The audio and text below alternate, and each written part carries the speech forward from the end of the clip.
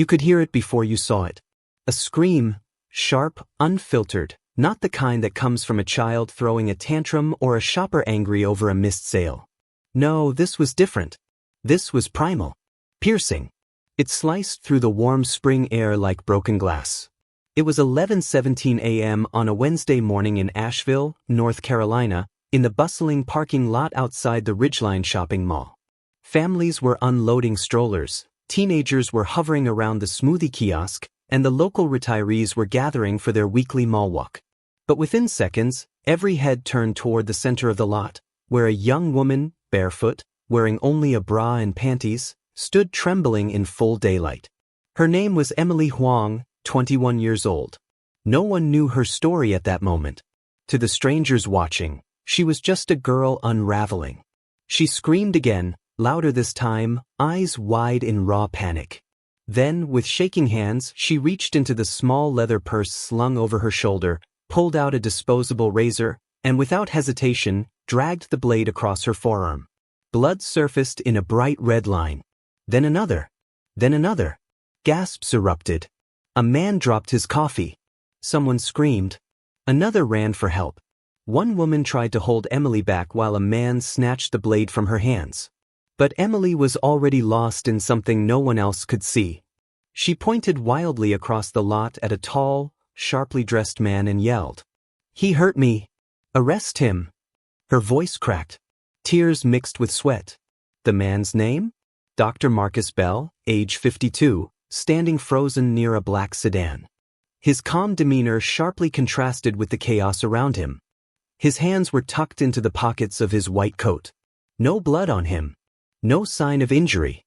Just a slight frown as if annoyed by the commotion. Paramedics arrived in under 5 minutes. Police, 3 minutes later. Emily was taken to St. Joseph's Regional Medical Center and sedated. Dr. Bell was handcuffed and quietly led away for questioning. Onlookers filmed it all, whispering to each other, speculating about what had happened. Assault? Abuse? Something darker? To anyone watching, Bell looked like the villain. The mysterious older man accused by a near-naked girl drenched in her own blood. It felt like a scene from a movie, except it wasn't. It was the beginning of one of the most disturbing cases of psychological manipulation and medical abuse the town of Asheville had ever seen. The calm behind the storm. The preliminary background check on Dr. Marcus Bell revealed something unexpected. He wasn't some lurking predator off the street. He was, in fact, a licensed psychiatrist. A man with a spotless record, on paper at least. No prior convictions. No formal complaints. Graduated top of his class at Emory Medical School. Founder and director of Blue Ridge Wellness Center, a small but well-known psychiatric clinic in nearby Black Mountain. It didn't add up. How does a respected doctor become the target of such a violent public meltdown? That's the question detectives began asking as they dug deeper. In his first statement to police, Dr. Bell remained disturbingly calm. He told officers he and Emily were romantically involved, that they'd been on a casual shopping trip when she suddenly began acting irrationally, that she undressed herself without provocation and began screaming. I was confused. I backed away. I didn't know what to do, he said. There were no marks on his body. No evidence, yet, that he had harmed her. With no cause for immediate detainment, Bell was released after 24 hours of questioning. He walked out of the precinct the next morning without a scratch. The department, however, didn't close the file. Something about the whole thing felt tough, and they were right to trust that instinct. Emily's silence, and the first clue. Meanwhile, Emily remained hospitalized in psychiatric observation. For the first 2 days, she said very little. Nurses noted signs of disassociation. Her eyes were distant. Her responses minimal. When her parents arrived from Greensboro, Emily barely acknowledged them. When her younger sister tried to hug her, she flinched. But when someone mentioned Marcus Bell, Emily looked up, almost in a trance. Then said something that sent chills down the nurse's spine. I need to go home. Marcus is waiting for me. Despite her injuries, despite the trauma, Emily insisted on returning to Bell's home. The man she had publicly accused of harming her just days before. Her family tried to intervene, begged her to stay. But Emily refused. In the end, her mother, desperate not to trigger a worse relapse, agreed to accompany her back to the home of the very man suspected of destroying her. When they arrived at Belle's large house on the edge of Lake Eden, he greeted them as if nothing had happened. Still in his white coat. Still sipping brandy. He offered Emily's mother a drink. She declined. The silence was heavy. He poured himself another. No one spoke of the blood, or the screams, or the razor. The living room was pristine. Books on Jung and Freud lined the shelves. A signed medical diploma hung on the wall. There were scented candles burning on the table and Miles Davis playing softly in the background. It was a picture of normalcy. But that's what made it terrifying. A town that would regret staying quiet. Whispers began to spread in the coming weeks. A few former patients of Belle came forward anonymously. Nothing concrete. Just stories. About how he never asked too many questions. How he always had access to Ristatil, a controversial stimulant regulated under Schedule II. How certain female patients received more personal attention than others. How he sometimes showed up at their apartments unexpectedly. But without hard evidence, none of it stuck. That is, until Emily collapsed again. Just 3 days after her return to Belle's house. But this time, the damage ran deeper. It involved drugs, bruises, and a voicemail to a friend saying, "If something happens to me, he did it." The town of Asheville had barely begun to understand the monster living among them. But one thing was becoming clear. Emily wasn't unstable. She was trying to escape a man who knew exactly how to make her look that way. And the nightmare was only just beginning. They say evil wears many masks. In Blue Ridge, it wore a crisp white coat, drove a Navy Tesla, and smiled just enough to seem warm, but never long enough to be genuine. Dr. Marcus Bell was the kind of man small towns trusted. Articulate, sharply dressed, with a resume too polished to question. He ran a modest psychiatric clinic called Blue Ridge Wellness Center, nestled between a florist and a dentist's office. Nothing about the brick and glass buildings seemed unusual. But inside those walls, the story of Emily Huang was only one thread in a much larger, far more disturbing tapestry.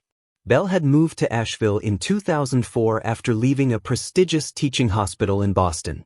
Officially, he claimed he wanted a slower pace of life.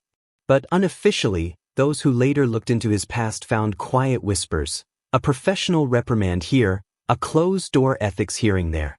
Nothing that made headlines. Nothing that stuck. The kind of red flags that vanish behind institutional silence.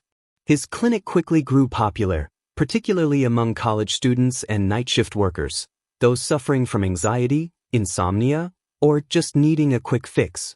And Bell had just the thing, a drug called Ristatil. The pill everyone wanted. Ristatil wasn't your average sleep aid. It was a stimulant, sedative hybrid, meant only for short-term treatment of severe sleep disorders or certain psychiatric conditions. It was highly addictive, known to create intense euphoria in large doses, and was strictly regulated by federal law. But at Blue Ridge Wellness Center, Ristatil was easy.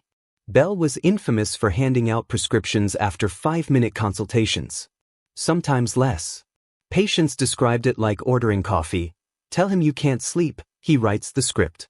No mental health history required. No medical follow-ups. To Bell, it wasn't about treatment. It was about traffic. The more prescriptions he wrote, the more patients returned. And the more his reputation spread through the local underground, particularly among those seeking pharmaceuticals for non-medical use. By 2010, Bell was writing over 30,000 pills a year, according to insurance data later uncovered during a federal audit. For a small-town clinic, that number was astronomical. Still, no one said a word. But because people got what they wanted. Because he made no enemies. Because he looked the part. And because in America, especially in small towns, when someone presents as calm and educated, they're often given the benefit of the doubt, no matter the shadows behind them.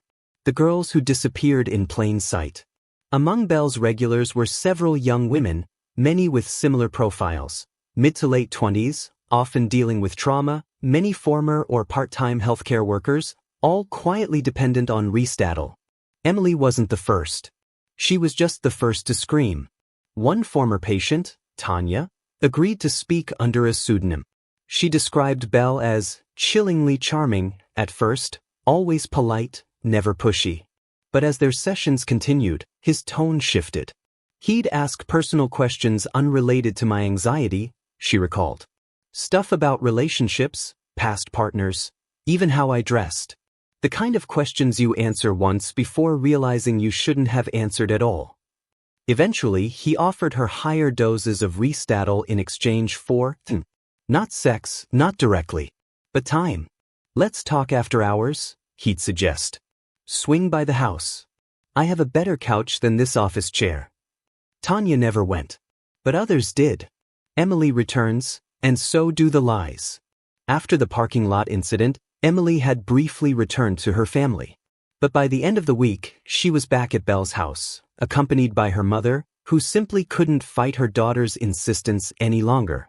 Emily was calm again. That's what terrified everyone most. Inside Belle's home, she resumed what he referred to as a healing routine. Light chores during the day, a few shifts helping at the clinic, and dinner together at night.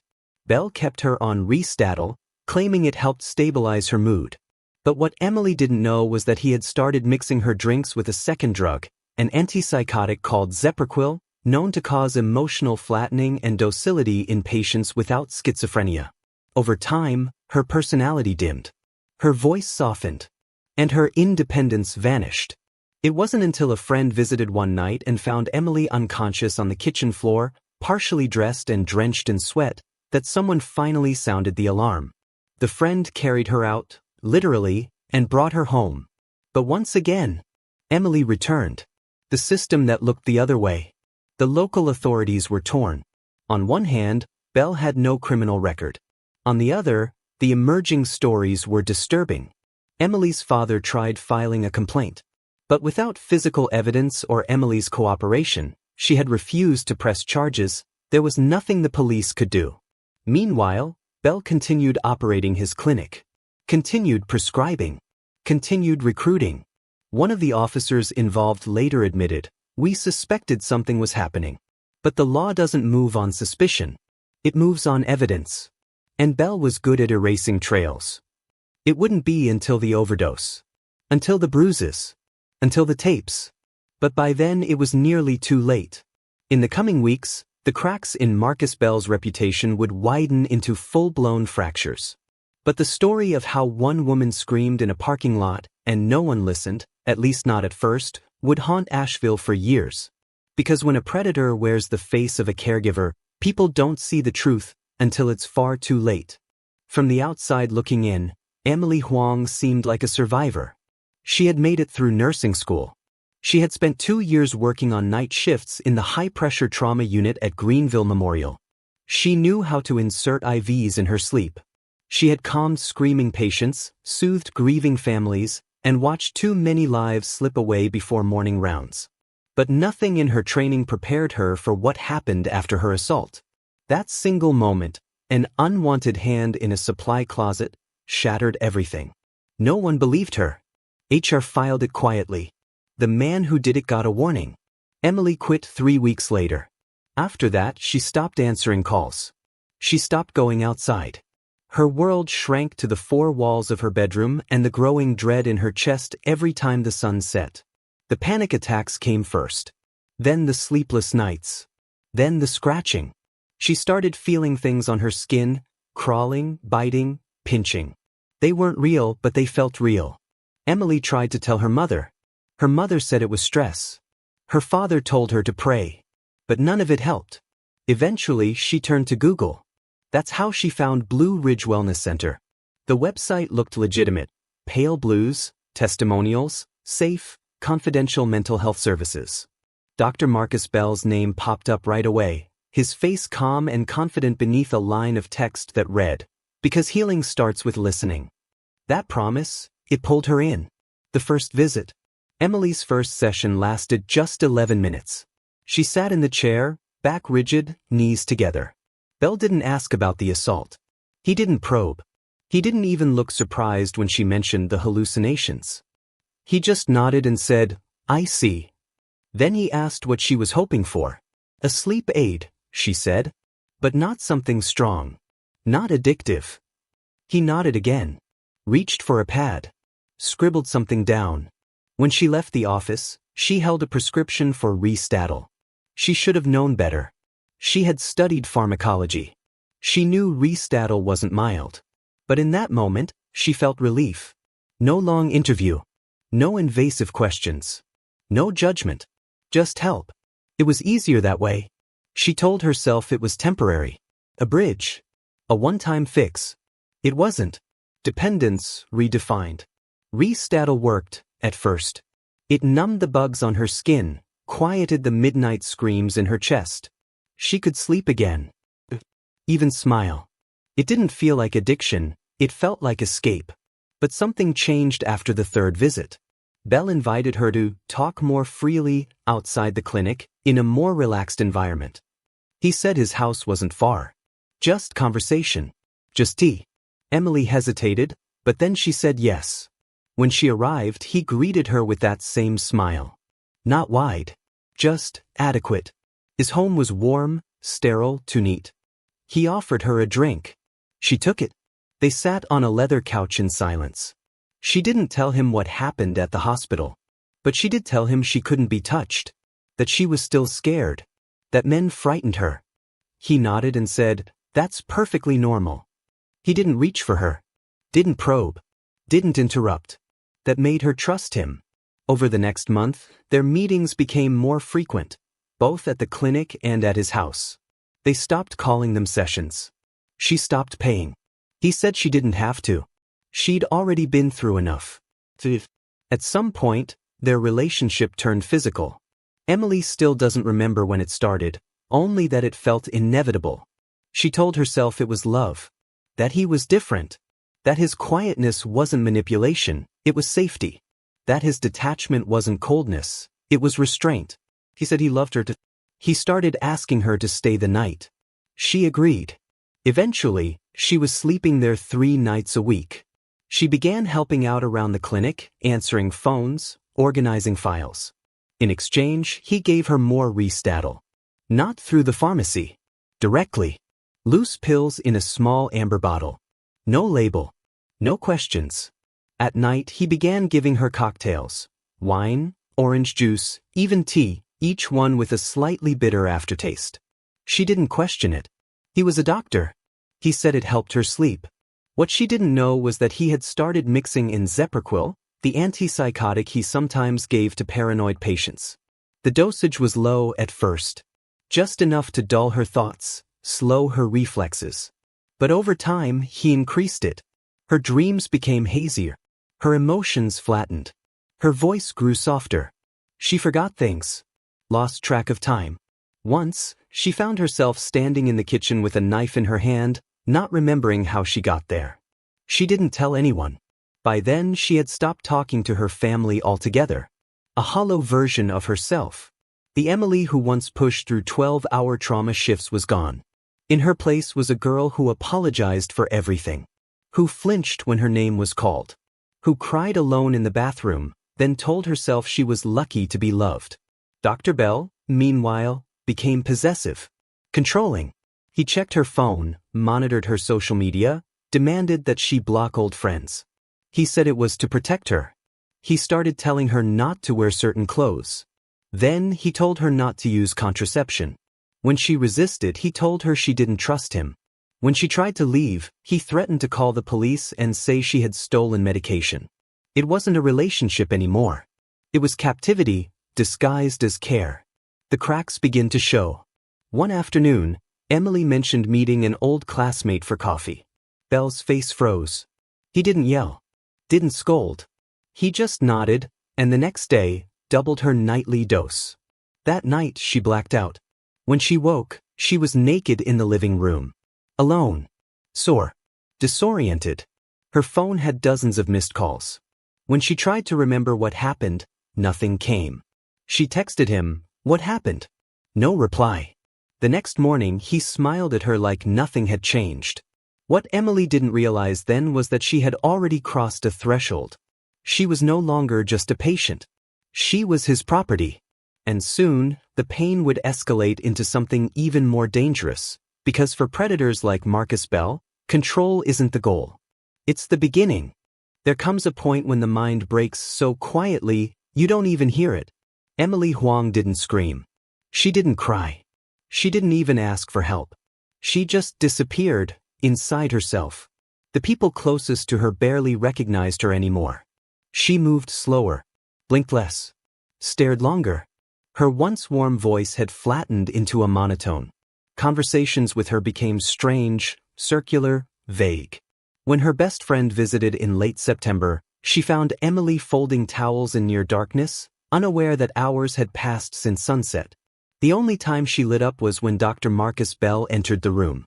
She would rise from the couch like a schoolgirl waiting for approval. Her eyes locked on his every move. Her words became rehearsed. "I'm fine. He helps me. You don't understand." It was cult behavior, but there was no cult. There was just Marcus Bell. And a young woman who no longer knew where she ended, and he began. A glass of water, and a trap. On a chilly afternoon in October, Emily had plans to meet a college friend for lunch. It was the first time in weeks she had agreed to leave the house. She even brushed her hair and put on light makeup, something she hadn't done in months. Belle watched her get ready from the kitchen doorway, arms crossed. She told him she wouldn't be staying the night. He didn't argue. Just nodded. Then, as she walked to the front door, he handed her a glass of water. "You forgot your vitamins," he said with a half smile. She hesitated for a second, but drank it.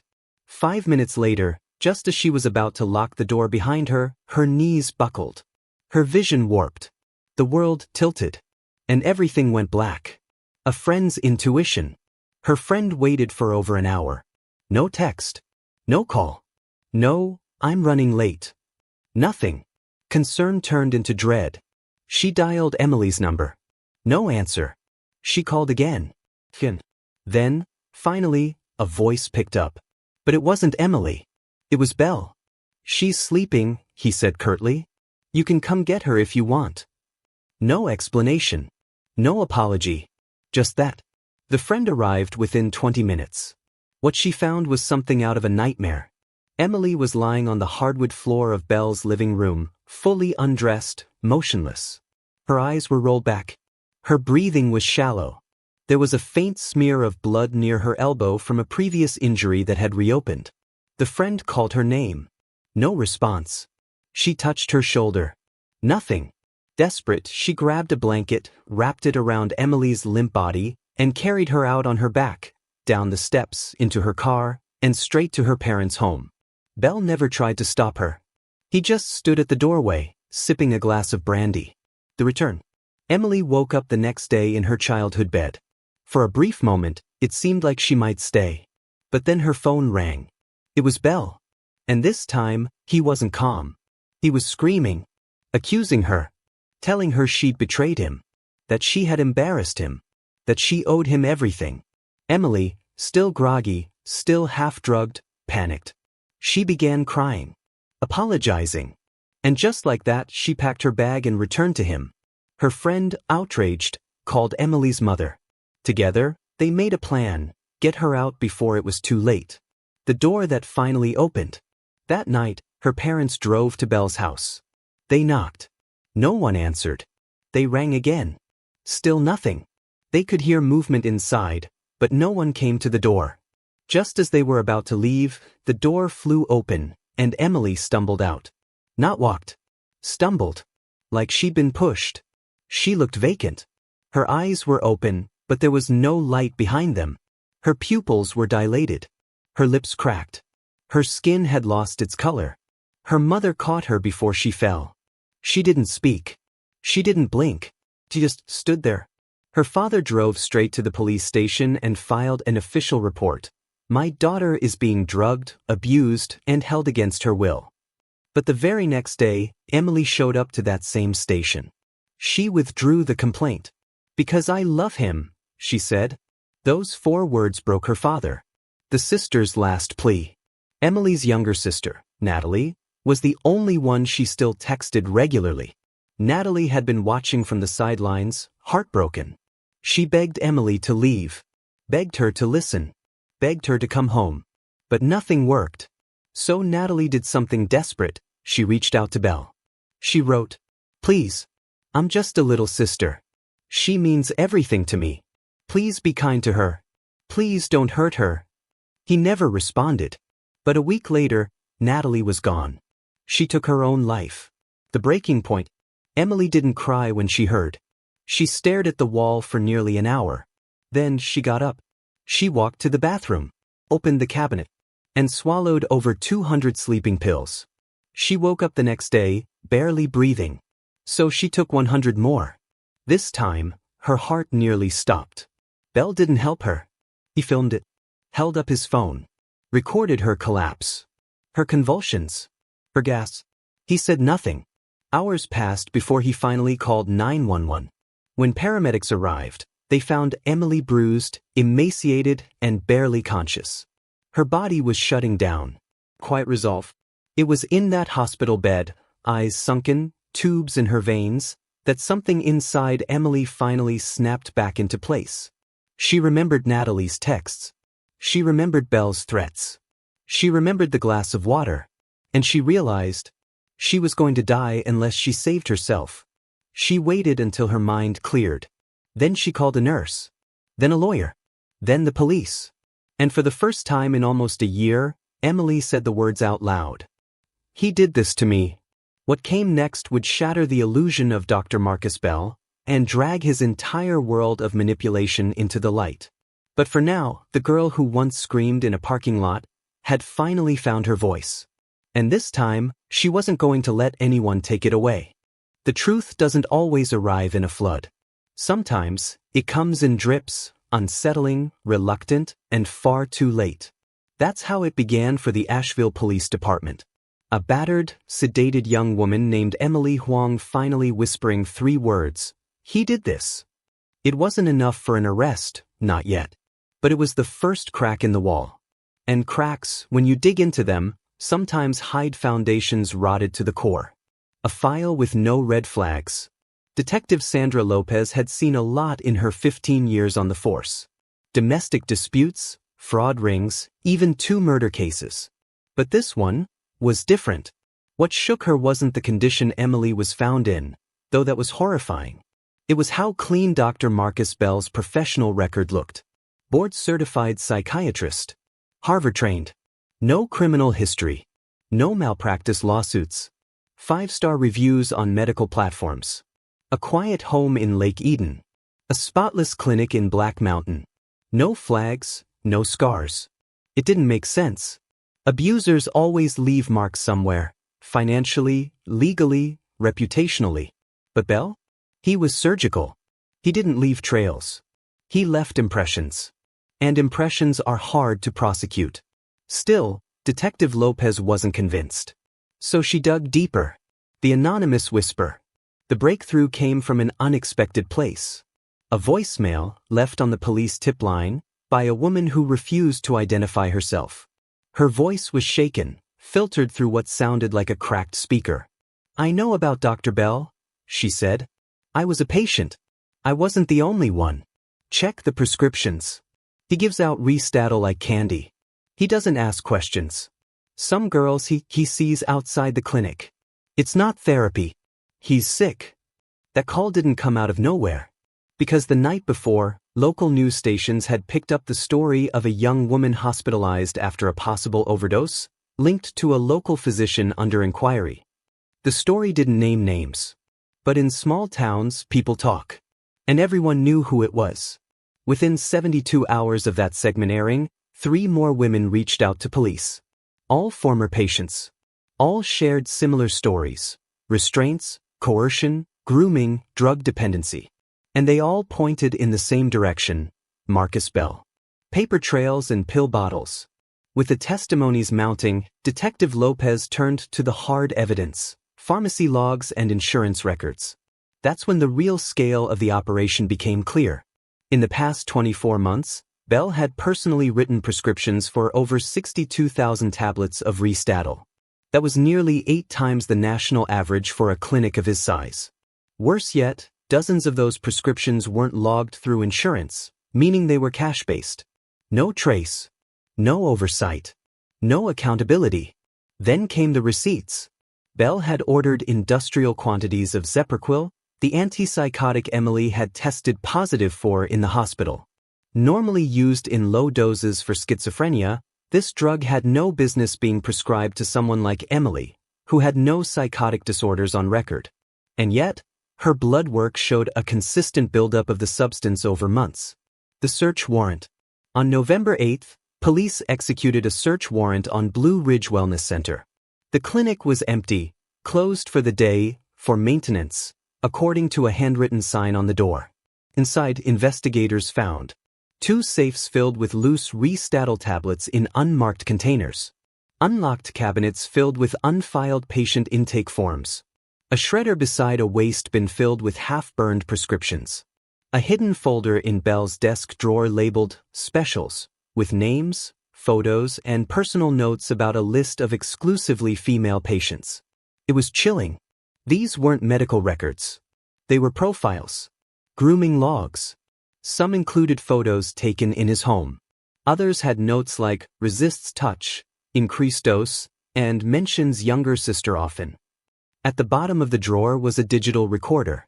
Detective Lopez pressed play. Property, not patients.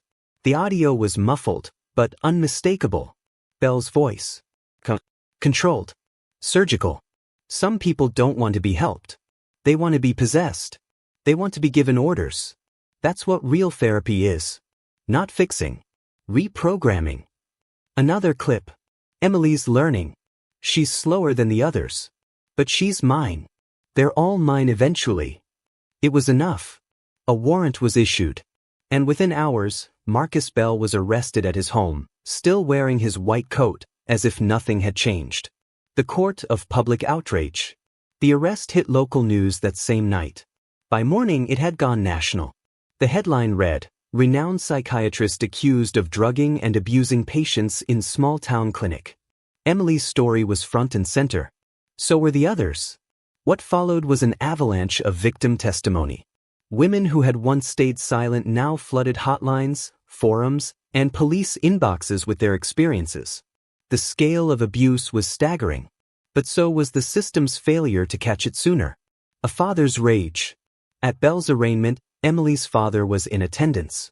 He wore a simple navy suit and carried a small photo of his daughters, Emily and Natalie, clipped to the inside pocket. When asked for comment by a reporter, he didn't mince words. "This man destroyed both of my girls. One is buried. One is barely breathing.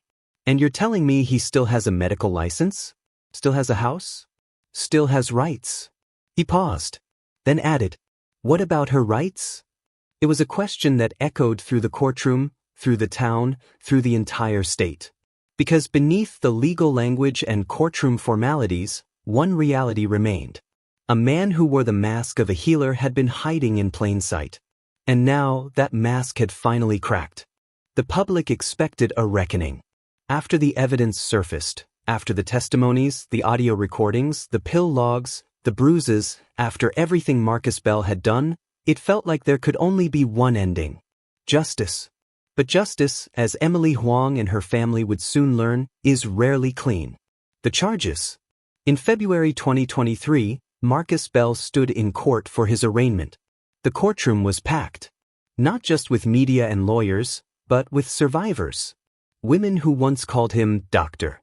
Women who once trusted him. Emily sat silently in the third row, flanked by her parents.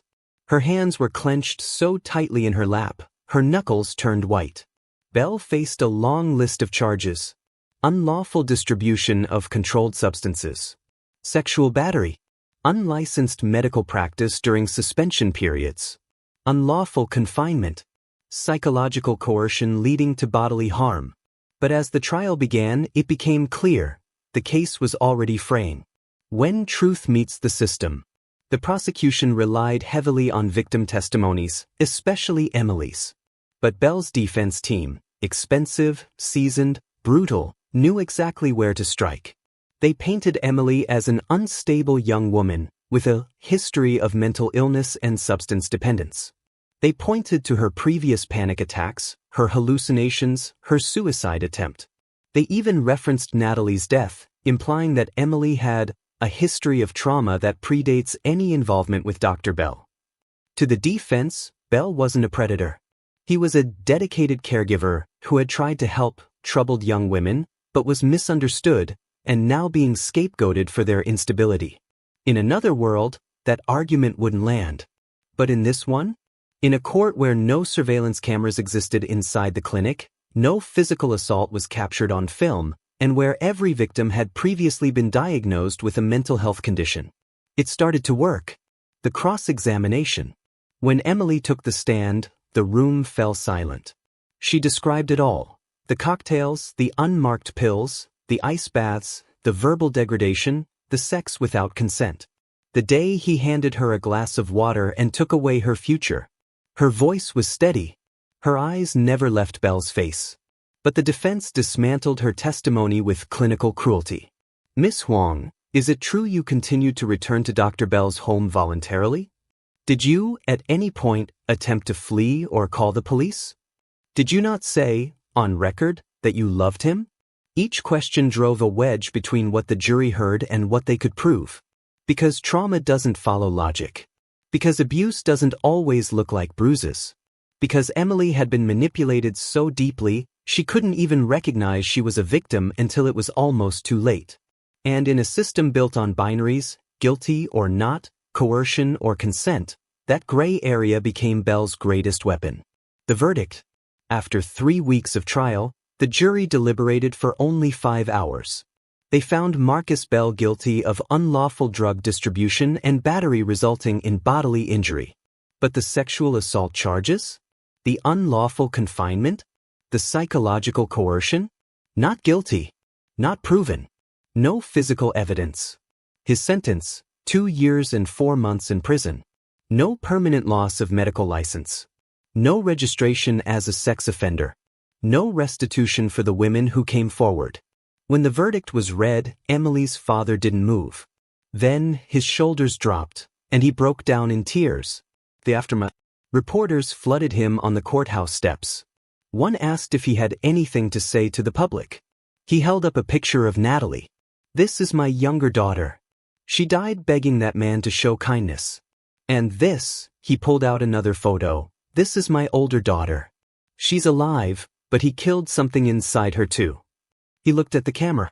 We gave the system everything. The recordings. The evidence. The truth. And they gave us 28 months. The clip aired on national news that night. And something shifted. The country responds. Within 72 hours of the verdict, a petition to permanently revoke Bell's medical license gathered over 350,000 signatures. Talk shows, legal panels, and advocacy groups began questioning how such a case could result in such a light sentence. Hashtags like #JusticeForEmily and #BeliefSurvivors trended on social media. But Bell? He remained silent. No apology. No press conference. No remorse. His attorneys announced that he would not appeal. He would serve his time quietly. Emily's silence breaks. 2 months later, Emily agreed to her first and only interview. The room was dark, lit only by a single lamp. She wore no makeup. Her hands fidgeted in her lap. When asked what she would say to other women who were afraid to come forward, she answered slowly. You're not weak for staying. You're not stupid for loving someone who hurt you. That's what they count on. That you'll blame yourself. The interviewer paused. What about Bell? She exhaled. He's not a doctor. He's not a man. He's a hole.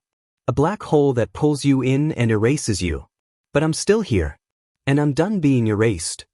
Sentence too short. Bell is now less than a year away from completing his sentence. He's legally eligible to return to practice after release. There is no federal law preventing him from reopening a clinic or applying for reinstatement. And that terrifies everyone who knew what he did. Because Marcus Bell may have worn a white coat.